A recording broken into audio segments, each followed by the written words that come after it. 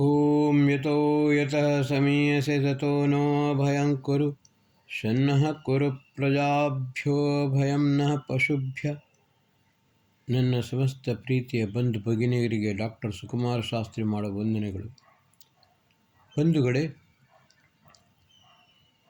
ಮೊದಲು ವೇದಗಳ ರಚನೆ ಆಯಿತು. ರಚನೆ ಎಂದರೆ ಪರಮಾತ್ಮನು ವೇದಗಳ ಮುಖಾಂತರ ಸಂಪೂರ್ಣ ಜ್ಞಾನವನ್ನು ನಮಗೆ ಕೊಟ್ಟ. ಕಾಲಾನಂತರ ಮೂರ್ತಿ ಪೂಜೆ ಆರಂಭವಾಯಿತು. ಈ ಮೂರ್ತಿ ಪೂಜೆಯನ್ನು ಮಾಡಲು ಮಾಡಿದ ನಂತರ ಆಗಮಶಾಸ್ತ್ರಗಳ ರಚನೆಯಾದವು, ತಂತ್ರಸಾರ ಗ್ರಂಥಗಳ ರಚನೆಯಾದವು, ಮಂದಿರಗಳ ನಿರ್ಮಾಣ, ದೇವ ಪ್ರತಿಷ್ಠೆ, ಸಹಸ್ರ ಕುಂಭಾಭಿಷೇಕ ಮೊದಲಾದವುಗಳು ನಡೆಯಲು ಆರಂಭವಾದವು. ನನ್ನ ಇವತ್ತಿನ ದಿವಸ ಈ ದೇವ ಮಂದಿರಗಳಲ್ಲಿ ಸಹಸ್ರ ಕುಂಭಾಭಿಷೇಕವನ್ನು ಮಾಡುತ್ತಾರೆ. ಕುಂಭ ಎಂದರೆ ಕಲಶ. ಇದರ ಒಂದು ಆಧ್ಯಾತ್ಮಿಕ ಸ್ವರೂಪವನ್ನು ನಿಮ್ಮ ಮುಂದೆ ಇಡಲು ಅಪೇಕ್ಷಿಸುತ್ತೇನೆ. ಬಂಧುಗಳೇ, ಅಷ್ಟಚಕ್ರ ನವದ್ವಾರ ದೇವಾನಾಂ ಪೂರಯೋಧ್ಯ ತಸ್ಯಾಂ ಹಿರಣ್ಮಯ ಕೋಶ ತಸ್ಮಿನ್ ಜ್ಯೋತಿಷಾವೃತಾಃ. ಇದು ಅಥರ್ವವೇದದ ಮಂತ್ರ. ಈ ನಮ್ಮ ಶರೀರ ಒಂದು ದೇವ ಮಂದಿರ. ಅಯೋಧ್ಯ ಯೋದ್ಧುಂ ಅಶಕ್ಯ ಅಂದರೆ ಯಥಾರ್ಥ ರೂಪದಲ್ಲಿ ಈ ಶರೀರ ಅತ್ಯಂತ ದೃಢವಾದದ್ದು. ಯಾವುದೇ ರೀತಿಯ ರೋಗ ರುಜಿನಗಳಿಂದ ನಷ್ಟವಾಗಲು ಅಸಾಧ್ಯವಾದಂಥದ್ದು. 8 ಚಕ್ರಗಳು, ನವದ್ವಾರಗಳು ಇದರಲ್ಲಿವೆ. ಇಂತಹ ಸುಂದರವಾದ ಈ ದೇವ ಮಂದಿರವನ್ನು ಪರಮಾತ್ಮ ನಮಗೆ ಕೊಟ್ಟಿದ್ದಾನೆ. ಈ ದೇವ ಮಂದಿರದಲ್ಲಿಯೇ ಕಲಶ ಪ್ರತಿಷ್ಠೆ. ಕಲಶ ಎಂದರೆ ಏನು?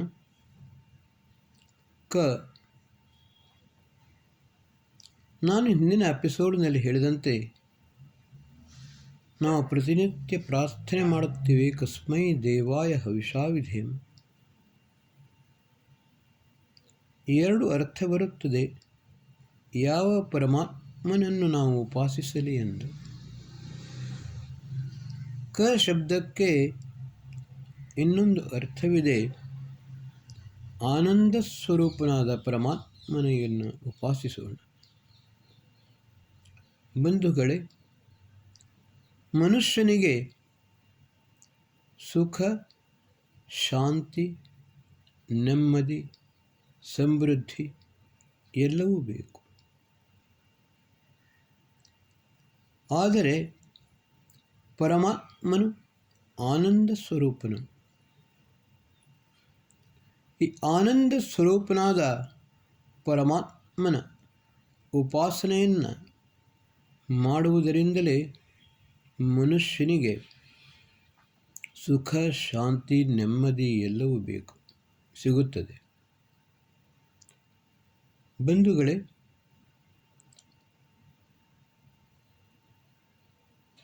ಕಠೋಪನಿಷತ್ತಿನಲ್ಲಿ ಯಮಾಚಾರ್ಯ ನಚಿಕೇತನಿಗೆ ಹೇಳುತ್ತಾನೆ, ನಚಿಕೇತ, ಯಾವ ರೀತಿ ನಿಷ್ಕಲ್ಮಶವಾದ ಪರಿಶುದ್ಧವಾದ ನೀರಿನಲ್ಲಿ ಇನ್ನೊಂದು ಪರಿಶುದ್ಧವಾದ ನೀರು ಸೇರಿಕೊಂಡು ಒಂದೇ ಆಗುತ್ತದೆಯೋ, ಅದೇ ರೀತಿ ಪರಮಾತ್ಮ ನಿತ್ಯ ಶುದ್ಧ ಆನಂದ ಸ್ವರೂಪನಾದ ಪರಮಾತ್ಮ, ಅವನಲ್ಲಿ ಈ ಪರಿಶುದ್ಧನಾದ ಜೀವಾತ್ಮನು ಸೇರಿದಾಗ ಆವಾಗಲೇ ಮನುಷ್ಯನಿಗೆ ಆನಂದದ ಪ್ರಾಪ್ತಿಯೂ ಆಗುತ್ತದೆ. ಮೊದಲು ಅವನು ಸುಖ, ಶಾಂತಿ, ನೆಮ್ಮದಿ, ಸಮೃದ್ಧಿಯನ್ನು ಪಡೆಯುತ್ತಾನೆ. ಆಮೇಲೆ ಪರಮಾತ್ಮನಲ್ಲಿ ಸೇರಿದ ನಂತರ ಜೀವಾತ್ಮನಿಗೆ ಆನಂದವೂ ಪ್ರಾಪ್ತವಾಗುತ್ತದೆ. ಅದನ್ನೇ ಯಜುರ್ವೇದ ಹೇಳುತ್ತದೆ, ಆತ್ಮನ ಆತ್ಮಾನಂ ಅಭಿಸಂವಿವೇಶ. ಮಹರ್ಷಿ ದಯಾನಂದ ಸರಸ್ವತಿಯವರು ಯಜುರ್ವೇದದಲ್ಲಿ ಇದರ ಅರ್ಥವನ್ನು ಮಾಡಿದ್ದಾರೆ. ಜೀವಾತ್ಮನ ಪರಮಾತ್ಮಾನಂ ಅಭಿಸಂವಿವೇಶ. ಮನುಷ್ಯನು ತನ್ನ ಯಾವುದೇ ಇಂದ್ರಿಯಗಳಿಂದ ಪರಮಾತ್ಮನ ಸ್ವರೂಪವನ್ನು ನೋಡಲಾಗಲಿ ತಿಳಿಯಲಾಗಲಿ ಅಸಮರ್ಥನಾಗುತ್ತಾನೆ. ಕೇವಲ ಪರಿಶುದ್ಧನಾದ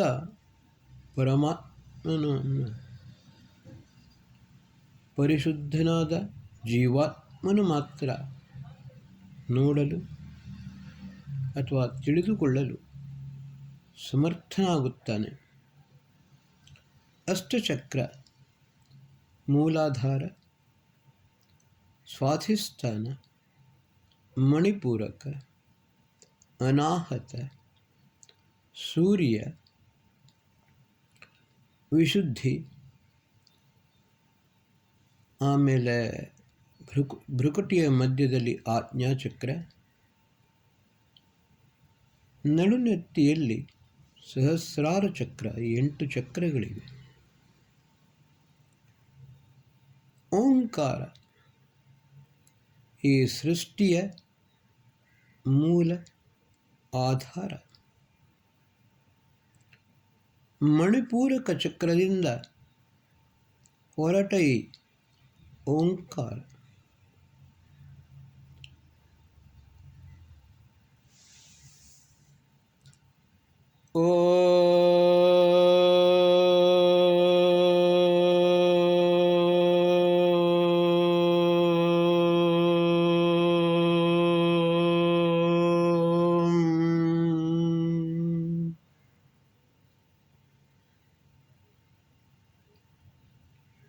ಮಣಿಪೂರಕ ಚಕ್ರದಿಂದ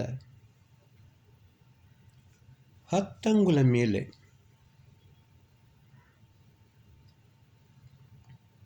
4, 4, 8 ಪುನಃ 2. ಇಲ್ಲಿ ಅನಾಹತ ಚಕ್ರವಿದೆ. ಬಲಭುಜದ ಹಿಂಭಾಗದಲ್ಲಿ ಸೂರ್ಯಚಕ್ರವಿದೆ. ಇಲ್ಲಿ ವಿಶುದ್ಧಿ ಇದೆ. ಇಲ್ಲಿ ಆಜ್ಞಾಚಕ್ರವಿದೆ. ಇಲ್ಲಿ ಸಹಸ್ರಾರ ಚಕ್ರವಿದೆ. ಮಣಿಪೂರ ಚಕ್ರದಿಂದ ಕೆಳಗಡೆ ನಮ್ಮ ಮೂಲಾಧಾರ ಚಕ್ರ, ಮಲವಿಸರ್ಜನೆಯ ಮಾಡುವ ಭಾಗದಿಂದ ಸ್ವಲ್ಪ ಮೇಲೆ ಮೂಲಾಧಾರ ಚಕ್ರ, ಅಲ್ಲಿಂದ 4-6 ಅಂಗುಲಗಳ ಮೇಲೆ ಅನಾಹತ ಚಕ್ರ ಇದೆ. ಇದು ಸ್ವಾಧಿಷ್ಠಾನ ಚಕ್ರವಿದೆ. ಮಣಿಪೂರಕ ಚಕ್ರ ಇರುವುದು ನಾಭಿಯಲ್ಲಿ. ಆದರೆ ಓಂಕಾರವನ್ನು ಈ ಮಣಿಪೂರಕ ಚಕ್ರದಿಂದ ಆರಂಭ ಮಾಡುತ್ತೇವೆ. ಆದರೆ ನಾಸದೀಯ ಸೂಕ್ತದ ಹೇಳುತ್ತದೆ, ತಿರಶ್ಚೀನೋ ವಿತತೋ ರಶ್ಮಿರೇಷಾಂ ಅಧಸ್ವಿದಾಸಿತ್ ಉಪರಿಸ್ವಿದಾಸಿತ್. ಪರಮಾತ್ಮನ ತೇಜಸ್ಸು ಈ ಹಿರಣ್ಯಗರ್ಭದಲ್ಲಿ ಬ್ರಹ್ಮಾಂಡದಲ್ಲಿ ಪ್ರವೇಶಿಸುವಾಗ ಅದು ಅಧಸ್ವಿದಾಸಿತ್ ಉಪರಿಸ್ವಿದಾಸಿತ್. ಪರಮಾತ್ಮನ ತೇಜಸ್ಸು ಕೆಳಗಡೆಯೂ ಮೇಲುಗಡೆಯೂ, ಎಡಪಾರ್ಶ್ವದಲ್ಲಿಯೂ ಬಲಪಾರ್ಶ್ವದಲ್ಲಿಯೂ ಎಲ್ಲ ದಿಕ್ಕುಗಳಿಂದಲೂ ಪರಮಾತ್ಮನ ಈ ತೇಜಸ್ಸು ಪ್ರವಿಷ್ಟವಾಗುತ್ತದೆ. ಅದೇ ರೀತಿ ನಾವು ಓಂಕಾರವನ್ನು ಮಣಿಪೂರಕ ಚಕ್ರದಿಂದ ಆರಂಭ ಮಾಡುತ್ತೇವೆ. ಅದು ಮಣಿಪೂರಕದಿಂದ ಹಾದುಕೊಂಡು ಅನಾಹತ, ಸೂರ್ಯ, ವಿಶುದ್ಧಿ, ಆಜ್ಞಾ ಮತ್ತು ಸಹಸ್ರಾರ. ಈ ಶರೀರವೇ ನಮ್ಮದು ಒಂದು ದೇವ ಮಂದಿರ. ಇದೇ ಯಥಾರ್ಥ ರೂಪದಲ್ಲಿ ಒಂದು ಕಲಶ. ಬಂಧುಗಳೇ, ಹೃದಯ ಎಂದು ಹೇಳುತ್ತಾರೆ. ಹೃದಯ ಹ್ರೀ ಹರಣೆ ದಾಧಾನೆ ಯಮು ಉಪರಮೆ. ಹೃದಯ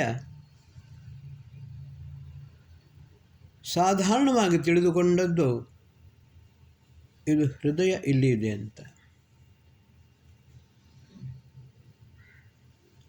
ಇದು ಎಡಪಾರ್ಶ್ವದಲ್ಲಿರುವಂಥದ್ದು ಹಾರ್ಟ್. ಇಲ್ಲಿ ಹೃದಯ. ನಾವು ಯಜ್ಞೋಪವೀತವನ್ನು ಧಾರಣೆ ಮಾಡುತ್ತೇವೆ. ಆ ಯಜ್ಞೋಪವೀತವನ್ನು ಧಾರಣೆ ಮಾಡುವಾಗ ಭುಜದಿಂದ ಹೃದಯ ಮೇಲೆ ಹಾದು ಹೋಗಿ ಕಟಿ ತನಕ ಬರುತ್ತದೆ. ಮನುಷ್ಯನಲ್ಲಿ ಒಂದು ಸ್ಪಂದನ, ಸಂವೇದನೆ, ಪರರಿಗೋಸ್ಕರ ಒಂದು ಮಿಡಿತ, ಸುಖದಲ್ಲಿ ಆಗಲಿ ಕಷ್ಟದಲ್ಲಿ ಆಗಲಿ ಒಂದು ಮಿಡಿತವಾಗುವಂಥದ್ದು. ಅದಕ್ಕೋಸ್ಕರ ಹೇಳುತ್ತಾರೆ, ಹೃತ್ಪೂರ್ವಕವಾಗಿ ಕೆಲಸವನ್ನು ಶ್ರದ್ಧೆಯಿಂದ ಮಾಡಬೇಕು ಅಂತ. ಈ ಹೃದಯದಲ್ಲಿರುವಂಥ ಸ್ವಾಧಿಷ್ಠಾನ ಚಕ್ರದಲ್ಲಿ ಮಣಿಪೂರಕದಿಂದ ಹಾದು ಹೋದಂಥ, ಆಮೇಲೆ ಸ್ವಾಧಿಷ್ಠಾನದಲ್ಲಿ ಮುಂದುವರೆದು ಪಾರ್ಶ್ವದಲ್ಲಿ ಹಿಂಬದಿಯಲ್ಲಿರುವಂಥ ಸೂರ್ಯನಿಂದ ತಿರುಗಿ ಇಲ್ಲಿ ವಿಶುದ್ಧಿ ಚಕ್ರದಿಂದ ಮತ್ತು ಆಣಿ ಬಾಯಿಂದ ಸ್ವರವು ಹೊರಗೆ ಬರುತ್ತದೆ. ಬಾಯಿಂದ ಸ್ವರ ಹೊರಗೆ ಬಂದರೂ ಕೂಡ ಅದರ ಗತಿ ಮತ್ತು ಆ ಒಂದು ಕಂಪನ, ವೈಬ್ರೇಷನ್, ಅದು ಆಜ್ಞಾಚಕ್ರ ಮತ್ತು ಸಹಸ್ರಾರ ಚಕ್ರದಲ್ಲಿ ಆಗಬೇಕು. ಓ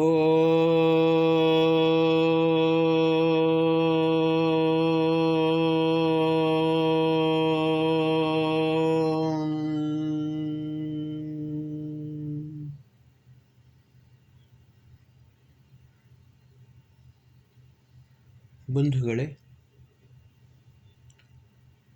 ಕ ಎಂದರೆ ನಾನು ಹೇಳಿದೆ ಆನಂದ ಸ್ವರೂಪನಾದ ಪರಮಾತ್ಮ. ಈ ಆನಂದ ಸ್ವರೂಪನಾದ ಪರಮಾತ್ಮನು, ಅವನಿಂದಲೇ ನಮಗೆ ಸುಖ, ಶಾಂತಿ, ನೆಮ್ಮದಿ, ಸಮೃದ್ಧಿ ಪ್ರಾಪ್ತವಾಗುತ್ತದೆ. ಅದಕ್ಕೋಸ್ಕರ ಕಲಶದ ಮೊದಲ ಅಕ್ಷರ ಕ. ಯಾತಕ್ಕೋಸ್ಕರ ಈ ಓಂಕಾರವನ್ನು ಮಾಡುತ್ತೇವೆ? ಓಂಕಾರದ ಉಪಾಸನೆಯನ್ನು, ಅನುಷ್ಠಾನವನ್ನು, ಜಪತಪವನ್ನು ನಾವು ಯಾತಕ್ಕೋಸ್ಕರ ಮಾಡುತ್ತೇವೆ? ಎರಡನೇ ಅಕ್ಷರ ಬರುತ್ತದೆ ಲ. ಲ ಎಂದರೆ ಲಯ ಮತ್ತು ಲೀನ. ಮನುಷ್ಯನು ಜನ್ಮ ಜನ್ಮಾಂತರಗಳಲ್ಲಿ ಹಲವಾರು ರೀತಿಯ ಪಾಪಗಳನ್ನು ಮಾಡಿಕೊಂಡು ಬರುತ್ತಾನೆ. ಪೂರ್ವಜನ್ಮ ಕೃತಂ ಪಾಪಂ ವ್ಯಾಧಿರೂಪೇಣ ಪೀಡಿತಂ. ಆ ವ್ಯಾಧಿ ಕೇವಲ ಬಾಹ್ಯ ರೂಪದಲ್ಲಿ ರೋಗ ರುಜಿನಗಳು ಮಾತ್ರವಲ್ಲ, ಆದಿಭೌತಿಕ, ಆದಿದೈವಿಕ, ಆಧ್ಯಾತ್ಮಿಕ ತ್ರಿವಿಧ ತಾಪಗಳಿಂದ, ತ್ರಿವಿಧ ರೀತಿಯ ರೋಗಗಳು ಶಾರೀರಿಕವಾಗಿ, ಮಾನಸಿಕವಾಗಿ, ಬೌದ್ಧಿಕವಾಗಿ, ಆತ್ಮಿಕವಾಗಿ ಈ ಕಷ್ಟ, ನಷ್ಟ, ಭ್ರಷ್ಟ ಇದೆಲ್ಲವೂ ನಮಗೆ ಉಂಟಾಗುತ್ತದೆ. ಆದರೆ ನಾವು ಏನು ಮಾಡುತ್ತೇವೆ ಅಂತ ಹೇಳಿದರೆ, ದುಃಖತ್ರಯಾಭಿಘಾತ ಜಿಜ್ಞಾಸ ತದಪಘಾತಿಕೆ ಹೇತು ದೃಷ್ಟೇ ಸಾಪಾರ್ಥ ಚಿನ್ನೈಕಾಂತ ಅತ್ಯಂತತೋ ಅಭಾವಾತ್. ಮನುಷ್ಯನು ತನ್ನ ದುಃಖದ ಅತ್ಯಂತ ಅಭಾವವನ್ನು, ಅತ್ಯಂತವಾದ ನಷ್ಟವನ್ನು ಮಾಡಲು ಅಸಮರ್ಥನಾದ ಕಾರಣ ಕ್ಷಣಿಕವಾದ ಉಪಾಯಕ್ಕೆ ಹೋಗುತ್ತಾನೆ. ಸಾಂಖ್ಯ ದರ್ಶನದಲ್ಲಿ ಹೇಳಿದಂತೆ ಮೊದಲು ರೋಗ ರುಜಿನಗಳಾದರೆ ಮನುಷ್ಯ ಡಾಕ್ಟರ್ ಹತ್ರ ಹೋಗ್ತಾನೆ. ಇನ್ನೂ ಕೆಲವು ಕಷ್ಟ ನಷ್ಟಗಳಾದರೆ ಮನುಷ್ಯನು ಇವತ್ತಿನ ದಿವಸ ಈ ಭಟ್ಟರ ಹತ್ರ, ಪುರೋಹಿತರ ಹತ್ರ, ಈ ಭೂಪ ಭಟ್ಟನ ವಂಶಜರ ಹತ್ರ ಹೋಗಿಕೊಂಡು ಶಾಂತಿ, ನವಗ್ರಹ ಶಾಂತಿ ಮತ್ತು ಬೇರೆ ಬೇರೆ ರೀತಿಯ ಕುಜರಾವು ಶಾಂತಿ, ರಾವು ಬೃಹಸ್ಪತಿ ಶಾಂತಿ, ಇನ್ನು ಯಾವುದ್ಯಾವುದು ಶಾಂತಿಗಳ ಹೋಮವನಗಳನ್ನು ಮಾಡಿಕೊಂಡು ಸಾವಿರಾರು, ಕೆಲವು ಸರ್ತಿ ಲಕ್ಷಾಂತರ ರೂಪಾಯಿಗಳನ್ನು ಕೂಡ ವ್ಯಯ ಮಾಡುತ್ತಾನೆ. ಆದರೆ ಅದರಿಂದ ನಮಗೆ ಶಾಂತಿ ಸಿಗುವುದಿಲ್ಲ. ಕೇವಲ ಒಂದು ಮನಸ್ಸಿನ ಸಮಾಧಾನಕ್ಕೋಸ್ಕರ. ಸಿಗದಿದ್ದರೆ ಪುನಃ ಅವರ ಹತ್ರ ಹೋದರೆ ಭಟ್ರೆ, ಪುರೋಹಿತರೆ, ಪ್ರಯೋಜನ ಏನೂ ಆಗಲಿಲ್ಲ. ಬಹುಶಃ ಮಾಡಿದ ವಿಧಿ ಅವರು ಮಾಡಿದ್ದು ಸರಿಯಾಗಲಿಲ್ಲ, ನಾನು ಪುನಃ ಮಾಡುತ್ತೇನೆ. ಈ ರೀತಿ ಇನ್ನೊಂದು ಸರ್ತಿ ಪುನಃ ಅದೇ ರೀತಿ ನಾಗ ಭೂತಗಳ ಆರಾಧನೆಯನ್ನು ಮಾಡಿಕೊಂಡು ಅದರಿಂದ ನೆಮ್ಮದಿಯನ್ನು ಪ್ರಾಪ್ತ ಮಾಡಿಕೊಳ್ಳಲು ಪ್ರಯತ್ನಿಸುತ್ತಾನೆ. ಆದರೆ ಸಾಂಖ್ಯಕಾರಿಕದಲ್ಲಿ ಹೇಳಿದಂತೆ ಈ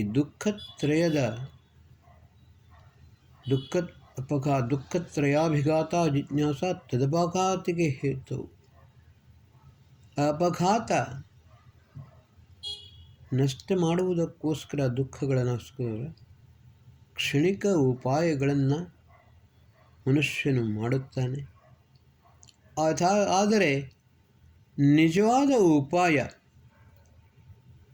ಅದು ಜ್ಞಾನ, ಸತ್ಯ ಜ್ಞಾನದ ಪ್ರಾಪ್ತಿ ಮಾಡುವಂಥದ್ದು, ಯೋಗ ಸಾಧನೆಯನ್ನು ಮಾಡುವಂಥದ್ದು, ಪರಮಾತ್ಮನ ಉಪಾಸನೆ, ಅತ್ಯಂತ ಶ್ರದ್ಧೆ ಭಕ್ತಿಯಿಂದ ಪರಮಾತ್ಮನ ಉಪಾಸನೆಯನ್ನು ಮಾಡುವಂಥದ್ದು.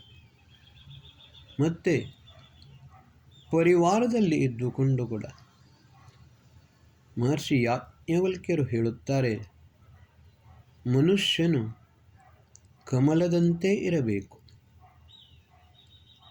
ಅತ್ಯಂತ ಆವೇಶ, ಉದ್ವೇಗ ಇದಕ್ಕೆ ಒಳಗಾಗಬಾರದು. ಅಟ್ಯಾಚ್ಮೆಂಟಿನ ಒಟ್ಟಿಗೆ ಡಿಟ್ಯಾಚ್ಮೆಂಟ್ ಕೂಡ ಇರಬೇಕು. ಆವಾಗ ಸಮತ್ವಂ ಯೋಗ ಮುಚ್ಯತೆ. ದುಃಖ ಸುಖದಲ್ಲಿ ಸಮಭಾವದಿಂದ ಇರಬೇಕು. ಅದಕ್ಕೆ ಸ್ಥಿರವಾದ ಮನಸ್ಸು ಇರಬೇಕು. ಚಂಚಲವಾದ ಮನಸ್ಸು ಇರಬಾರದು. ಮನಸ್ಸು ಸ್ಥಿರವಾಗಬೇಕಾದರೆ ಯಾವುದೇ ರೀತಿಯ ಕಲ್ಮಶದಲ್ಲಿ ಇರಬಾರದು. ಅಹಂಕಾರ ಸಾತ್ವಿಕವಾಗಿರಬೇಕು. ನಾನು ಸತ್ಕರ್ಮಗಳನ್ನು ಮಾಡುತ್ತೇನೆ ಎಂಬ ದೃಷ್ಟಿಕೋನದಿಂದಲೇ ಜ್ಞಾನಪೂರ್ವಕ ಕರ್ಮವನ್ನು ಮಾಡಬೇಕು. ಆಮೇಲೆ ಚಿತ್ತ ಜನ್ಮ ಜನ್ಮಾಂತರಗಳ ಸಂಗ್ರಹ ಸಂಸ್ಕಾರಗಳ ಮನುಷ್ಯನು ಮಾಡಿದ ಪೂರ್ವ ಜನ್ಮದ ಕರ್ಮಗಳು ಚಿತ್ತದಲ್ಲಿ ಸಂಸ್ಕಾರ ರೂಪದಲ್ಲಿ ನಿಹಿತವಾಗುತ್ತವೆ. ಅದೇ ಮತ್ತೆ ಸ್ವಭಾವವಾಗಿ ಮಾರ್ಪಡುತ್ತದೆ. ಅದಕ್ಕೋಸ್ಕರ ಬಹಳ ಬೇಗ ಮನುಷ್ಯನು ಬೇರೆಯವರಿಂದ ಒಳ್ಳೆಯ ರೀತಿಯಲ್ಲಿ ಆದರೆ ಕೆಟ್ಟ ರೀತಿಯಲ್ಲಿ ಆಗಲಿ ಪ್ರಭಾವಿತನಾಗುತ್ತಾನೆ. ಆದರೆ ಮನುಷ್ಯನು ಸತ್ಯಜ್ಞಾನ, ಸತ್ಸಂಕಲ್ಪ, ಸತ್ಕರ್ಮ ಮತ್ತು ಪರಮಾತ್ಮನ ಉಪಾಸನೆಯನ್ನು ಶ್ರದ್ಧಾಭಕ್ತಿಯಿಂದ ಮಾಡುವಾಗ ಅವನ ಮೇಲೆ ದುಷ್ಪ್ರಭಾವಗಳು, ದುಷ್ಪರಿಣಾಮಗಳು ಉಂಟಾಗುವುದಿಲ್ಲ. ಆವಾಗಲೇ ಈ ಶರೀರ ಅಯೋಧ್ಯೆಯಾಗುತ್ತದೆ. ಇಂತಹ ಅಯೋಧ್ಯ ನಗರಿಯಲ್ಲಿ ನಮ್ಮ ಆತ್ಮನು ತಸ್ಯ ಶಿಖಾಯ ಮಧ್ಯೆ ಪರಮಾತ್ಮ ವ್ಯವಸ್ಥಿತ. ಈ ಸಹಸ್ರಾರ ಚಕ್ರದಲ್ಲಿ ಇಲ್ಲಿಯೇ ನಮ್ಮ ಯಥಾರ್ಥ ರೂಪದಲ್ಲಿ ಜೀವಾತ್ಮನ ಸ್ಥಾನ ಇಲ್ಲಿ ಇರುತ್ತದೆ. ಇದು ಬ್ರೈನ್, ಇಲ್ಲಿ ಮನಸ್ಸು, ಇಲ್ಲಿ ಈ ಭಾಗದಲ್ಲಿ ಅಹಂಕಾರ, ಚಿತ್ತ, ಬುದ್ಧಿ, ಆತ್ಮ, ತಸ್ಯ ಶಿಖಾಯ ಮಧ್ಯೆ ಪರಮಾತ್ಮ ವ್ಯವಸ್ಥಿತ. ಇಲ್ಲಿಂದ ಮಣಿಪೂರಕ ಚಕ್ರದಿಂದ ಹೊರಟ ಓಂಕಾರ ಅನಾಹತ ಚಕ್ರದಲ್ಲಿ ಇದ್ದುಕೊಂಡು ಅಲ್ಲಿಂದ ಮುಂದೆ ಹಾದು ಸೂರ್ಯಚಕ್ರದ ಅದರ ಮುಖಾಂತರ ವಿಶುದ್ಧಿ ಚಕ್ರ, ಇಲ್ಲಿಂದ ಆಜ್ಞಾಚಕ್ರ, ಆಮೇಲೆ ಸಹಸ್ರಾರ ಚಕ್ರ. ಆ ಸಹಸ್ರಾರ ಚಕ್ರದಲ್ಲಿ ಗತಿಯಾಗಬೇಕು. ಒಂದು ರೀತಿಯ ಕಂಪನ. ನಾನು ಯಾತಕ್ಕೋಸ್ಕರ ಇದನ್ನು ಹೇಳ್ತಾ ಇದ್ದೇನೆ ಅಂತ ಹೇಳಿದರೆ, ಮೊದಲನೆಯ ಅಕ್ಷರ ಕ, ಆನಂದ ಸ್ವರೂಪನಾದ ಪರಮಾತ್ಮ. ಅವನ ಉಪಾಸನೆ ನಾವು ಯಾವುದಕ್ಕೋಸ್ಕರ ಮಾಡುತ್ತಾ ಇದ್ದೇವೆ? ಲ, ನಮ್ಮ ಸಕಲ ಕಷ್ಟ, ನಷ್ಟ, ಭ್ರಷ್ಟ, ದುಃಖ, ಕ್ಲೇಶ, ದಾರಿದ್ರ್ಯ, ಅಶಾಂತಿ ಎಲ್ಲವೂ ಕೂಡ ಸಂಪೂರ್ಣವಾಗಿ ಲಯವಾಗಬೇಕು, ನಷ್ಟವಾಗಬೇಕು. ಅದಕ್ಕೋಸ್ಕರ ನಾವು ಸತ್ಯಜ್ಞಾನವನ್ನು ಪರಮಾತ್ಮನು ಕೊಟ್ಟಂತಹ ಯಾವ ವೇದಗಳಿವೆ, ವೇದಗಳ ನಂತರ ಋಷಿಮುನಿಗಳು ನಮಗೆ ಶಾಸ್ತ್ರಗಳನ್ನು, ಉಪನಿಷತ್ತುಗಳನ್ನು, ಶ್ರೀಕೃಷ್ಣನು ಕೊಟ್ಟ ಭಗವದ್ಗೀತೆಯನ್ನು, ಮಹರ್ಷಿ ವಾಲ್ಮೀಕಿಯವರು ಬರೆದ ಯಾವ ಭಗವದ್ಗೀತೆ ಇದೆ, ಈ ರೀತಿ ನಮ್ಮ ಈ ಸತ್ಯ ಜ್ಞಾನವನ್ನು ಕೊಡುವ ಧಾರ್ಮಿಕ ಗ್ರಂಥಗಳ ಅಧ್ಯಯನವನ್ನು ಮಾಡಿಕೊಂಡು ಯೋಗ ಸಾಧನೆಯನ್ನು ಮಾಡಿದಾಗ ಶ ಮೂರನೆಯ ಅಕ್ಷರ ಕಲಶದ್ದು ಶ ಶಬ್ದಕ್ಕೆ ನಿವಾಸ ಮತ್ತು ಗತಿ. ತಸ್ಯ ಶಿಖಾಯ ಮಧ್ಯೆ ಪರಮಾತ್ಮ ವ್ಯವಸ್ಥಿತ. ಪರಮಾತ್ಮನು ಆತ್ಮನಲ್ಲಿ ಇರುತ್ತಾನೆ. ಯಾಕಂದರೆ ಮೊದಲೇ ಜೀವಾತ್ಮನು ಅತ್ಯಂತ ಸೂಕ್ಷ್ಮ, ಅಣುವಿಗಿಂತಲೂ ಸೂಕ್ಷ್ಮ. ಬಾಲಾದೇಕಂ ಅಣೀಯಸ್ಕಂ ಉತೈಕಂ ನ ದೃಶ್ಯತೆ ಸ ದೇವತಾ ಮಮ ಪ್ರಿಯ. ಕೂದಲಿನ 16,000 ತುಂಡುಗಳನ್ನು ಮಾಡಿದರು, ಅದಕ್ಕಿಂತಲೂ ಸೂಕ್ಷ್ಮನಾಗಿದ್ದಾನೆ ಆತ್ಮ. ಆ ಜೀವಾತ್ಮನ ಒಳಗೆ ಪರಮಾತ್ಮನಿದ್ದಾನೆ. ಇದರ ತಾತ್ಪರ್ಯ ಏನು ಅಂತ ಹೇಳಿದರೆ, ಪರಮಾತ್ಮನು ಎಷ್ಟು ಸೂಕ್ಷ್ಮನಾಗಿದ್ದಾನೆ, ಅದರಿಂದಾಗಿಯೇ ಅವನು ಸೃಷ್ಟಿಯ ಅಣು ರೇಣು ತೃಣಕಾಷ್ಠ ಪರಮಾಣುವಿನ ಒಳಗೂ ಹೊರಗೂ ಕೂಡ ಇದ್ದುಕೊಂಡು ಇದರ ವ್ಯವಸ್ಥೆಯನ್ನು, ಸೃಷ್ಟಿ ಸ್ಥಿತಿ ಕೊನೆಗೆ ಲಯ ಇದನ್ನು ಮಾಡುತ್ತಾನೆ. ಆದರೆ ನಮ್ಮ ಉದ್ಧಾರವಾಗಬೇಕಾದರೆ ಕಲಶ ಪೂರ್ಣವಾಗಬೇಕು. ಕ ಮೊದಲು ಹೇಳಿದೆ, ಲ ಹೇಳಿದೆ, ಶ ನಿವಾಸ. ಪರಮಾತ್ಮನು ನಮ್ಮ ಒಳಗೆ ಇದ್ದಾನೆ, ಆತ್ಮನೊಳಗೆ ಪರಮಾತ್ಮನೂ ಇದ್ದಾನೆ. ಆದರೆ ನಮ್ಮ ಮನಸ್ಸು ಪರಿಶುದ್ಧವಾಗಿರುವುದಿಲ್ಲ. ನಿಷ್ಕಲ್ಮಶವಾದ ಮನಸ್ಸು. ಈಗ ದೇವಸ್ಥಾನದಲ್ಲಿ ದೇವ ಪ್ರತಿಮೆಯ ಮೇಲೆ ಸಹಸ್ರ ಕುಂಭಾಭಿಷೇಕವನ್ನು ಮಾಡುತ್ತಾರೆ. ಆ ಕುಂಭದಲ್ಲಿರುವ ನೀರು ಕಲುಷಿತವಾದರೆ ಅಥವಾ ಕುಂಭವೇ ಕಲುಷಿತವಾದರೆ ನೀವು ಮಾಡಿದ ಪೂಜೆ ಅನುಷ್ಠಾನಗಳು ಸಾರ್ಥಕವಾಗುತ್ತವೆಯೇ? ಅದಕ್ಕೋಸ್ಕರ ಆಪೋಹಿಷ್ಟ ಮಯೋಭವಸ್ಥ ನ ಊರ್ಜೆ ದಧಾತನ ಮಹೇರಣಾಯ ಚಕ್ಷಸೆ. ಆಪೋ ಜ್ಯೋತಿರಸೋಮೃತಂ ಬ್ರಹ್ಮಭೂರ್ಭುವ ಸ್ವರಂ. ಆಪ ಎಂದರೆ ಜಲ ಮಾತ್ರವಲ್ಲ. ಆಪೋ ವೈ ಬ್ರಹ್ಮ, ಆಪೋ ವೈ ಪ್ರಾಣ, ಆಪೋ ವೈ ಕರ್ಮ, ಆಪೋ ವೈ ಬಲಂ, ಆಪೋ ವೈ ವೀರ್ಯಂ, ಆಪೋ ವೈ ಯೋಷ. ಈ ರೀತಿ 6 ಅರ್ಥಗಳಿವೆ. ಕೊನೆಗೆ ಬರುತ್ತದೆ ಆಪ ಎಂದರೆ ಜಲ. ಜಲದಿಂದ ಅಭಿಷೇಕ ಮಾಡುತ್ತೇವೆ.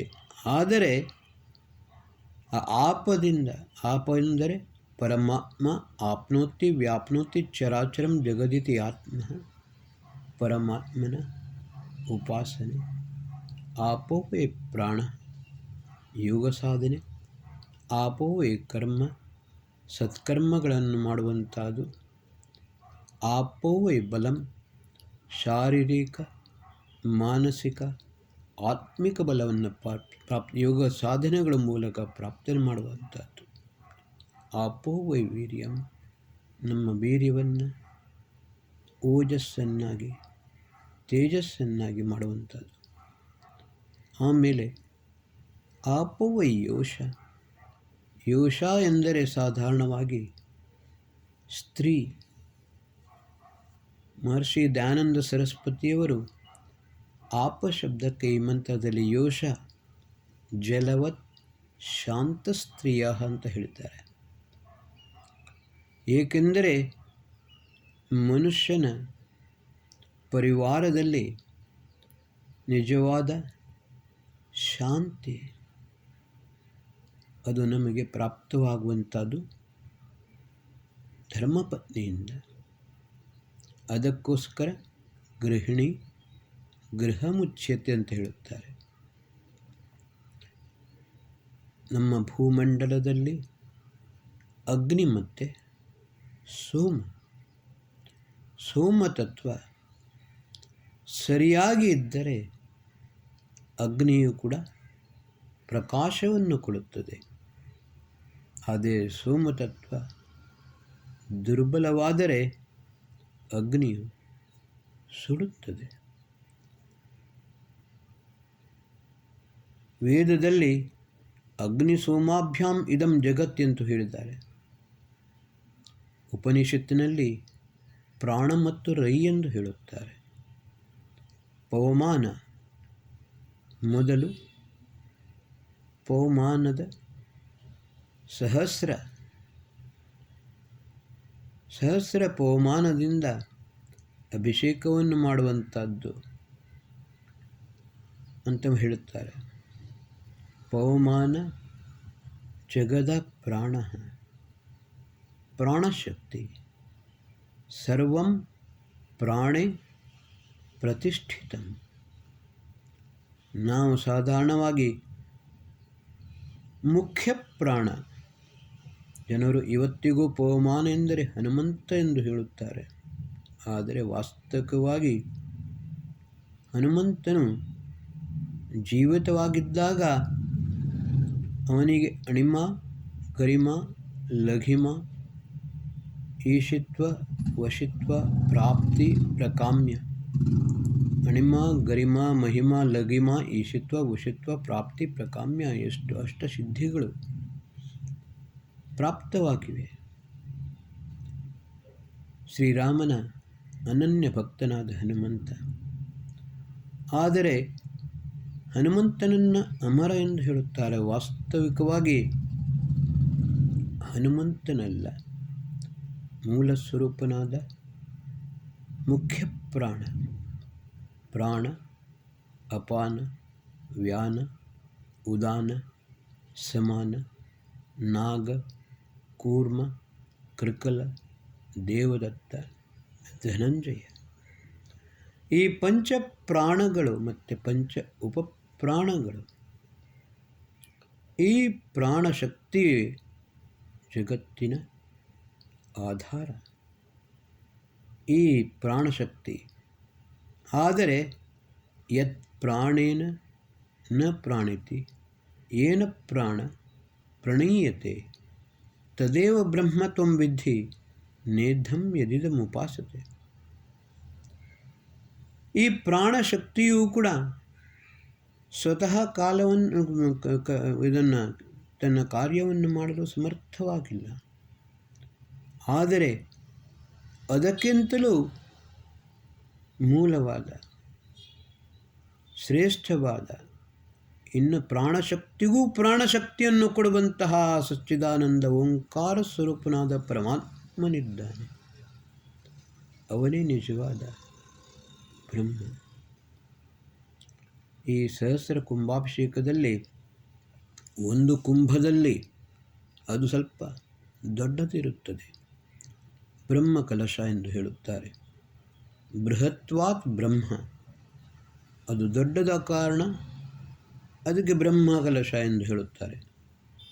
ಆದರೆ ಅದರಲ್ಲಿ ಯಥಾರ್ಥ ರೂಪದಲ್ಲಿ ಬ್ರಹ್ಮ ಜ್ಞಾನ ಸ್ವರೂಪ, ಬ್ರಹ್ಮ ಪ್ರಾಣಸ್ವರೂಪ, ಬ್ರಹ್ಮ ಸೃಷ್ಟಿಕರ್ತ. ಆ ಸೃಷ್ಟಿಕರ್ತನಾದ ವೇದಜ್ಞಾನವನ್ನು ಕೊಟ್ಟ ಯೋ ಭೂತಂ ಚ ಭವ್ಯಂ ಚ ಸರ್ವಂ ಯಶ್ಚಾದಿತಿಷ್ಠತಿ ಸ್ವರ್ಯಸ್ಯ ಚ ಕೇವಲಂ ತಸ್ಮೈ ಜ್ಯೇಷ್ಠಾಯ ಬ್ರಹ್ಮಣೇ ನಮಃ. ಎಲ್ಲರಿಗಿಂತಲೂ ಜ್ಯೇಷ್ಠನಾದ ಶ್ರೇಷ್ಠನಾದ ಸೃಷ್ಟಿಕರ್ತನಾದ ಆ ಪರಮಾತ್ಮ ಅವನನ್ನು ಉಪಾಸನೆ ಮಾಡಬೇಕು. ಅವನೇ ಬ್ರಹ್ಮಕಲಶ. ಈ ಪಿಂಡ ಸಾಧಾರಣ ಕಲಶ, ಪರಮಾತ್ಮ ಅನಂತ. ಆ ಅನಂತನು ಆದರೂ ಕೂಡ ಯಮಾಚಾರ್ಯನು ಹೇಳಿದಂತೆ ನಚಿಕೇತ ಶಯಾನೋ ಯಾತಿ ಸರ್ವತಃ. ನಿನ್ನ ಅಂತಃಕರಣದಲ್ಲಿ ಪರಮಾತ್ಮನು ನಿನ್ನ ಜೀವಾತ್ಮನಲ್ಲಿಯೇ ಇದ್ದುಕೊಂಡು ಅವನು ಸರ್ವವ್ಯಾಪಕನಾಗಿದ್ದಾನೆ. ಅವನು ಅಲ್ಲಿ ಇಲ್ಲಿ ಎಲ್ಲೆಲ್ಲಿಯೂ ಹುಡುಕಲು ಹೋಗುವುದಲ್ಲ. ನಿನ್ನ ಅಂತಃಕರಣದಲ್ಲಿಯೇ ಅವನ ಉಪಾಸನೆಯನ್ನು ಮಾಡು. ಅದೇ ಅವನು ನಮ್ಮಲ್ಲಿ ಸ್ಥಿರವಾಗಿರಬೇಕು. ಅವನ ಶಕ್ತಿ ನಮಗೆ ಪ್ರಾಪ್ತವಾಗಬೇಕು. ದೇವ ಮಂದಿರದಲ್ಲಿ ದೇವನ ಪ್ರತಿಷ್ಠೆ, ಕಲಶ ಸ್ಥಾಪನೆ, ಇದರ ಅರ್ಥ ಆಧ್ಯಾತ್ಮಿಕ ಸ್ವರೂಪ ಇದೇ ಆಗಿದೆ. ಸಹಸ್ರ ಕುಂಭಾಭಿಷೇಕ ಸಹಸ್ರವೆಂಬೈ ಅಸಂಖ್ಯಾತ. ಮೇಲಿನಿಂದ ಊರ್ಧ್ವಮೂಲ ಅಧಃಶಾಖ. ಮಳೆ ಮೇಲಿನಿಂದ ಸುರಿಯುತ್ತದೆ. ನಾವು ಅದೇ ರೀತಿ ಪರಮಾತ್ಮನ ಕೂಡ ಅವನ ದಯೆ, ಅವನ ಪ್ರಕಾಶ, ಅವನ ಆನಂದ, ಅವನ ಶ್ರೀರಕ್ಷೆ ಎಲ್ಲವೂ ಕೂಡ ನಮಗೆ ಮೇಲಿನಿಂದಲೇ ಪ್ರಾಪ್ತವಾಗುತ್ತದೆ. ಆ ಮೇಲಿನಿಂದ ಪ್ರಾಪ್ತವಾದದ್ದು ಇದು ಆ್ಯಂಟೆನಾ ಇದ್ದ ಹಾಗೆ. ಶಿವನು ಗಂಗೆಯನ್ನು ತನ್ನ ಜಟೆಯಲ್ಲಿ ಧಾರಣೆ ಮಾಡಿದೆ ಅಂತ ಹೇಳಿಕೊಂಡು ಅದೊಂದು ಸಾಂಕೇತಿಕ. ಪ್ರತಿಯೊಂದು ಸಿಂಬಲಿಗೆ ಒಂದು ಸಿಂಬಾಲಿಕ್ ಮೀನಿಂಗ್ ಇರುತ್ತದೆ. ಗಂಗೆ ಯಾವ ರೀತಿ ಮೇಲೆಯಿಂದ ಹರಿದು ಬಂದಾಗ ಶಿವನು ಅದನ್ನು ಜಟೆಯಲ್ಲಿ ಧಾರಣೆ ಮಾಡಿಕೊಂಡನಂತೆ. ಇದು ಪುರಾಣದ ಕಥೆ. ಆದರೆ ಸಚ್ಚಿದಾನಂದ ಸರ್ವವ್ಯಾಪಕನಾದ ವಿಶ್ವತಶ್ಚಕ್ಷುರುತ ವಿಶ್ವತೋ ಮುಖೋ ವಿಶ್ವತೋ ಬಾಹುರುತ ವಿಶ್ವತಸ್ಪಾತ್ ಸ ಬಾಹುಭ್ಯಾಂ ಭ್ರಮತಿ ದ್ಯಾವಾ ಭೂಮಿ ಜನಯನ್ ದೇವ ಏಕಃ. ಸಮಸ್ತ ದಿಕ್ಕುಗಳಲ್ಲಿಯೂ ಸರ್ವವ್ಯಾಪಕನಾದ ಆ ಪರಮಾತ್ಮನ ಶಕ್ತಿ, ಅನಂತವಾದ ಶಕ್ತಿ, ಮನುಷ್ಯ ತನ್ನ ಯೋಗ ಬಲದಿಂದ ಸಹಸ್ರಾರ ಚಕ್ರದಲ್ಲಿ ಧಾರಣೆ ಮಾಡಿಕೊಳ್ಳುತ್ತಾನೆ. ಅದೇ ಶಿವ ಶಬ್ದದ ಅರ್ಥ. ಶೀಂ ನಿವಾಸ ಮತ್ತು ಗತಿ. ನಮ್ಮಲ್ಲಿ ಆ ಪರಮಾತ್ಮನ ಗತಿ ಎಂದರೆ ಜ್ಞಾನಂ ಗಮನಂ ಪ್ರಾಪ್ತಿಶ್ಚೇತಿ. ಅವನ ಸಾಕ್ಷಾತ್ಕಾರ, ಅವನ ಕಡೆಗೆ ಒಲವು, ಅವನನ್ನು ಪ್ರಾಪ್ತಿ. ಇದೇ ನಿಜವಾದ ಕಲಶದ ಅರ್ಥ.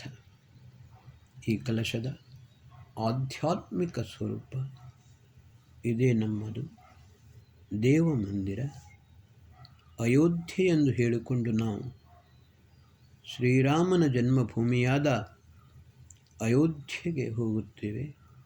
ಆದರೆ ಅಷ್ಟಚಕ್ರ ನವದ್ವಾರ ದೇವಾನಾಂ ಪೂರಯೋಧ್ಯ, ದೇವತೆಗಳ ಪುರಿಯಾದ ಈ ಶರೀರ ಇದು ಕೂಡ ಅಯೋಧ್ಯೆ ಎಂದು ಅಥರ್ವವೇದ ಹೇಳುತ್ತದೆ.